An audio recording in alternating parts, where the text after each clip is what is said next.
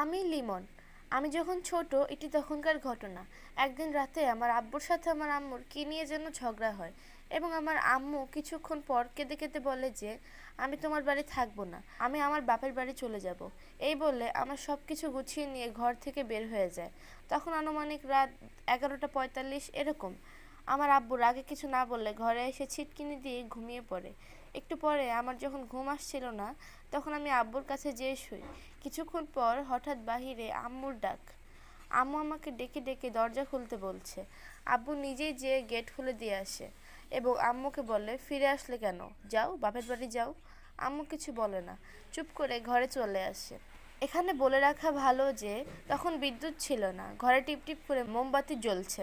তখন আম্মু ঘরে আসলো। এরপর আমি, আব্বু আর আম্মু একসাথে ঘুমাই এবং একটু পরে আমি অনুভব করলাম কিসের যেন গন্ধ নাকে আসছে। তারপর আমি আব্বুকে চুপি চুপি কথা বললাম। আব্বু বলল, চুপ করে থাকো। এরকম কিছুক্ষণ যাওয়ার পর আব্বুর মোবাইলে কল আসলো এবং আব্বু ফোন ধরে বলল, হ্যালো। তখন আমার নানা ফোনে বলল, লিমনের আম্মুর সাথে আবার কি হয়েছে? লিমনের আম্মু এখানে বসে কান্না করছে। আব্বু হয়ে গেল এবং আমাকে চিমটি কাটলো। আমি তখন একটু করে উঠলাম।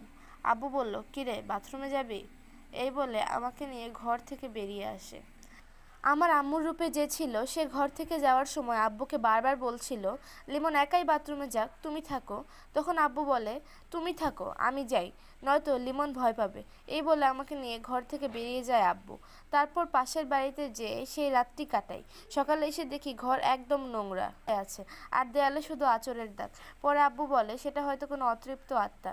এরপর কোনো একদিন আম্মু ফিরে আসে আর সব ঘটনা শুনে ভুল বুঝতে পারে দুজনেই। এরপর সব ঠিক হয়ে যায়। এরপর সবাই একসাথেই থাকতে শুরু করে।